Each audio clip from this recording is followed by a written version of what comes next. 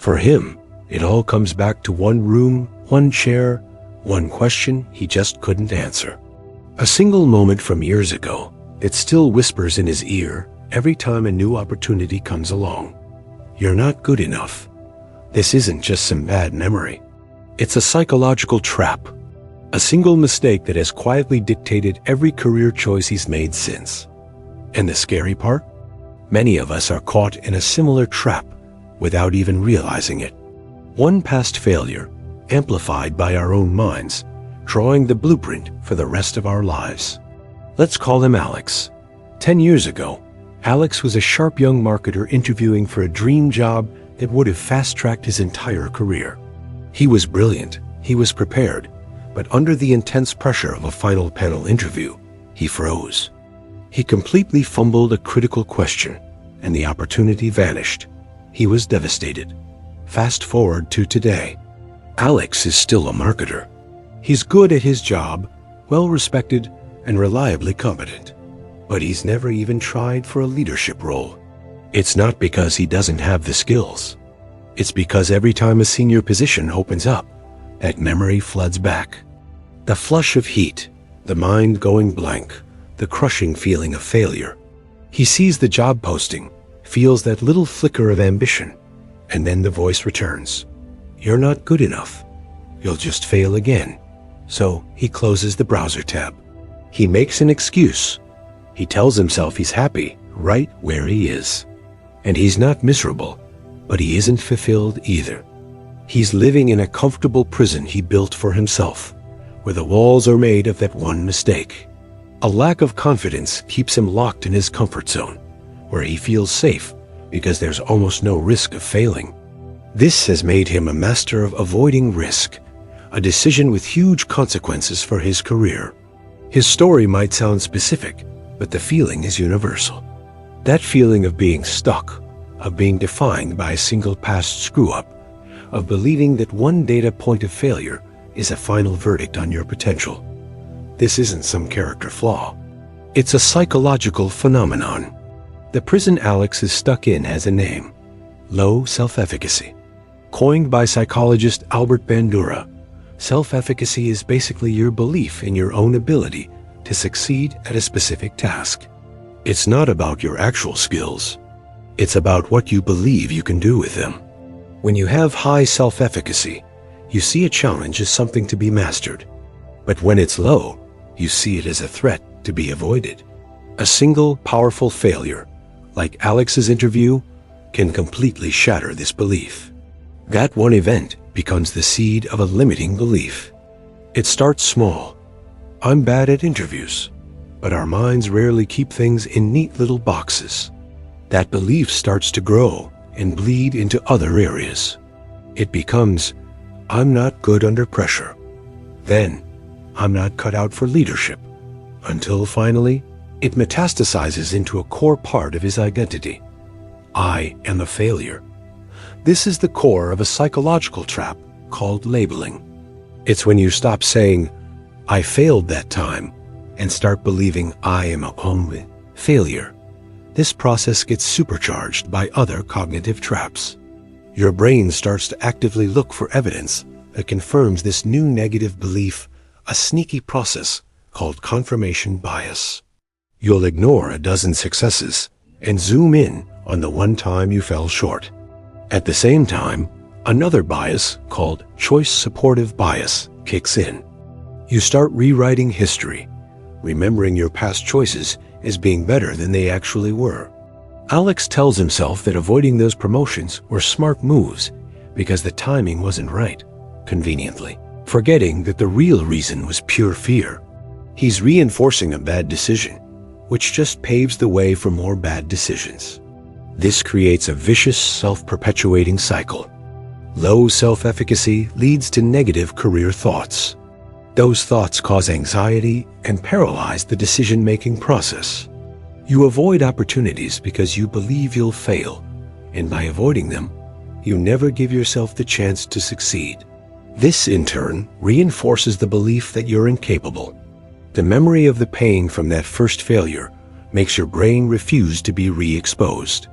Your history becomes your ceiling. This isn't just happening in your mind. It's physically happening in your brain. Our brains are hardwired to avoid pain and seek pleasure. When you go through a major failure, your brain registers it as a painful, threatening event. Over time, the stress from this can actually erode the higher brain networks that you need for things like problem solving and emotional control. Think of your neural pathways like trails in a forest. The first time you have a thought, like, "I'm not good enough," you're creating a faint little path. But when you repeat that thought, you walk that path again, and again, and again. Each repetition makes the path wider, deeper, and easier to travel. Soon enough, that path becomes a 4-lane superhighway. Anytime a trigger appears, like a promotion, your brain doesn't even look at the smaller, overgrown trails of "what if I succeed?" or "I've learned a lot since then." It automatically defaults to the superhighway of "I'm going to fail." Neuroscience shows us that the brain is incredibly adaptable, a phenomenon called neuroplasticity. But this adaptability is a double-edged sword. Just as it can learn positive new habits, it can also learn and reinforce negative, self-sabotaging ones.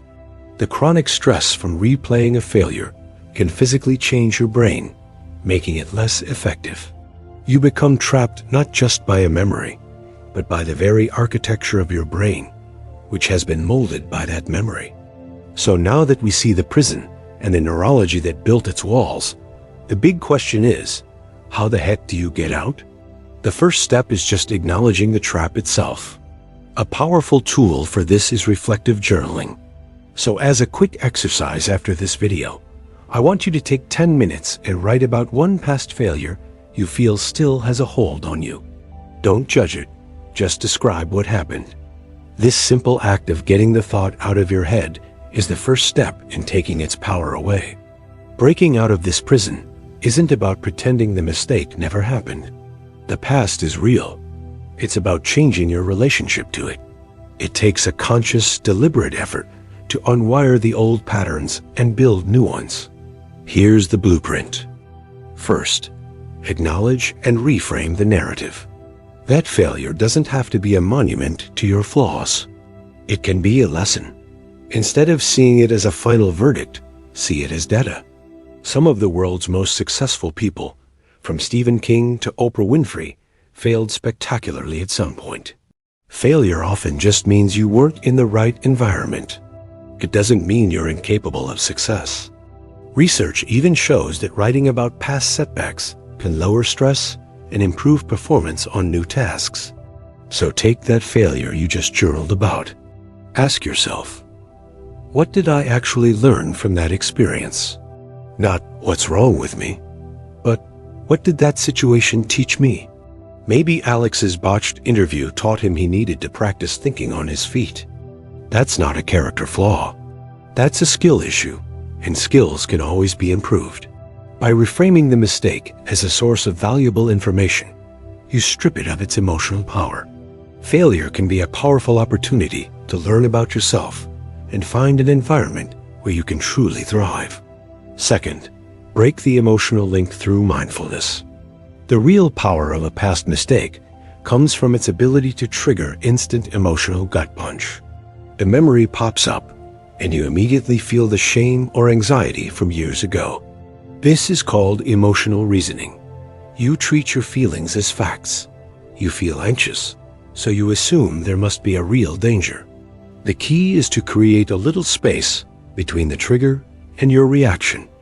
Mindfulness is the practice of observing your thoughts and feelings without judging them. When the memory of that failure comes up, don't try to fight it, just acknowledge it. Say, there's that memory again. And there's that feeling of anxiety. By simply noticing it, you separate yourself from it. You are not your thoughts. You are the observer of your thoughts. This simple practice weakens the automatic link between the memory and the emotional spiral. Embracing the sting of failure can be the best way to learn from it. Third, forge new pathways with small wins. You can't just think your way into a new mindset. you have to act your way into it. To fight back against the powerful story of a huge failure, you need to build an army of small successes. Remember, low self-efficacy is task-specific. If you believe you're bad at interviews, you don't start by applying for a CEO position. You start smaller. If Alex used this strategy, he could volunteer to lead a small, low-stakes team meeting. When that goes well, it's a small win. A new piece of evidence. Then, maybe he presents a project update to his department. Another small win. Each success, no matter how minor, is like taking a machete to the overgrown forest of your mind and hacking out a new neural trail. To grow, you have to be willing to take some risks and make mistakes. Start with something that has very little risk and build that muscle. These small wins compound over time, strengthening your self-efficacy and giving your brain a new, more empowering story. You are literally rewiring your brain for confidence. So let's go back to Alex, sitting at his computer, staring at yet another promotion he let pass him by. But this time, something's different. He's just tired. Tired of the invisible prison. He starts by journaling about the interview, but this time, he reframes it. He realizes that the failure taught him the importance of structured communication, a skill he's actually since mastered in his written work. He acknowledges the fear that bubbles up, but he doesn't let it swallow him whole. He just sees it, names it, and lets it pass. Then, he takes one small action. He schedules a meeting with his boss, not to ask for a promotion, but to ask for more feedback and to offer to lead a small upcoming project. It's a low-risk move. He handles it well. It's a win. He feels a flicker of real, earned confidence. The next month, he volunteers to present at a company-wide meeting.